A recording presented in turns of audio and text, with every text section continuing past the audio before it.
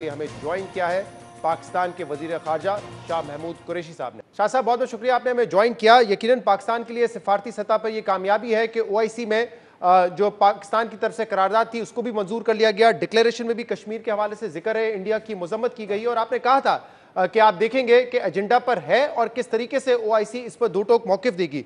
अब क्योंकि हमारे सामने डिक्लेरेशन सामने नहीं आई है, जरा आप बता सकते हैं कि एग्जैक्टली क्या नुक्ता नजर है ओआईसी मेंबर्स का इंडिया के हवाले से और इंडिया के जो मजालिम है उनके हवाले से? ओआईसी के 57 मुल्कों ने पाकिस्तान के मौक़िफ़ की मुकम्मल हिमायत की है। देखिए, इंडियन मीडिया ने एक प्रोपेगेंडा किया कि जी एजेंडे पे ही नहीं है, तस्करा ही नहीं है, और मैंने तब भी अर्ज की थी कि देखिए ये प्रोपेगेंडे में हमारे लोग बहुत जल्दी आ जाते हैं, हम हिंदुस्तानी मीडिया के नैरेटिव से मरूब हो जाते हैं। हकीकत उसके बरक्स है। इतना वाज़े और इतना मुफस्सल जो रेजोल्यूशन आया है मुत्तफ़िक़ा तौर पर, और जितनी 5 अगस्त के बाद 2019 के बाद जितने अपडेट्स थे पिछली काउंसिल फॉर मिनिस्टर्स के बाद, उन सबको इनकॉर्पोरेट किया गया है। सिक्योरिटी काउंसिल्स का जिक्र है, उनके जो गैर कानूनी इक़दामात है उनको मुस्तरद किया गया है और कहा गया है कि वो नफ़ी कर रहे हैं।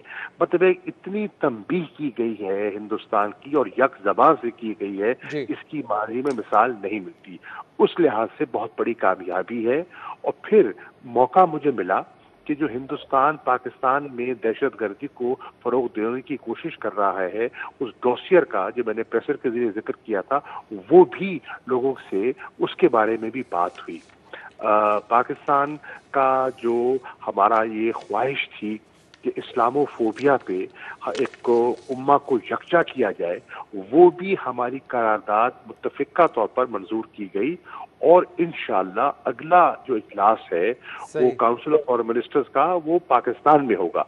तो हमें मजीद मौका मिलेगा कि जो हम चाहते थे काफ़ी अरसे से कि वज़ीर ख़ारजा का इजलास हो कश्मीर के मसले पे, तो इंशाअल्लाह उसके इम्कानात भी रोशन हो गए। शाह साहब, ओआईसी ने यह भी कहा है कि इंटरनेशनल कम्युनिटी जो है वो इंडिया के साथ अपने जो टर्म्स एंड एंगेजमेंट्स है उसको रिव्यू करे, क्योंकि इंटरनेशनल कवानीन की खिलाफ वर्जी कर रहा है हिंदुस्तान। अब आप कहते रहे हैं कि इंडिया एक बड़ी मार्केट है तमाम ममालिक के लिए, तो आपको क्या लगता है कि किस तरह की एंगेजमेंट्स को रिव्यू किया जा सकता है और ये तमाम ममालिक क्या इसके लिए तैयार भी हैं या सिर्फ एक सिंबॉलिक स्टेटमेंट है इनकी तरफ से?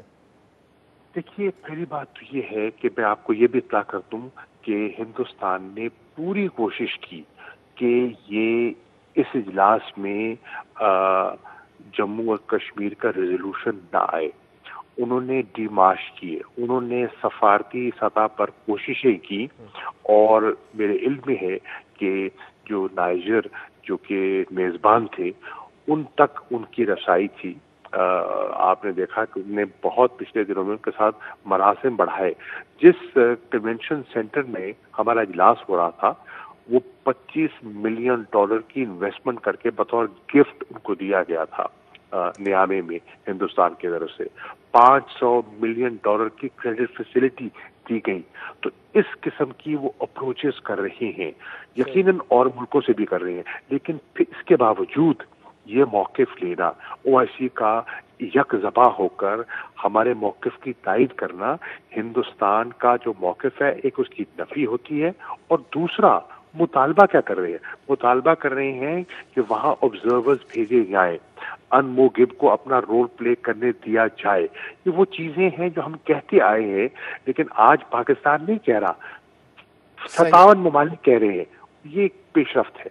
अच्छा शाह साहब, जाने से पहले आपने कहा था कि यूएई ने पाकिस्तान के हवाले से जो वीज़ा है वो सस्पेंड कर दिए हैं फिलहाल, और उस वक्त वजह नहीं पता थी। अब आपकी तो मुलाकात हुई है वहाँ पे स्टेट मिनिस्टर के साथ, यूएई के स्टेट मिनिस्टर के साथ, कुछ वजह मालूम चली है कि किस वजह से पाकिस्तान को उन 13 ममालिक में शामिल किया गया है? क्या सिक्योरिटी रीजंस हैं, पेंडेमिक की वजह से है, और कब तक ये पाकिस्तान पर पाबंदी रहेगी?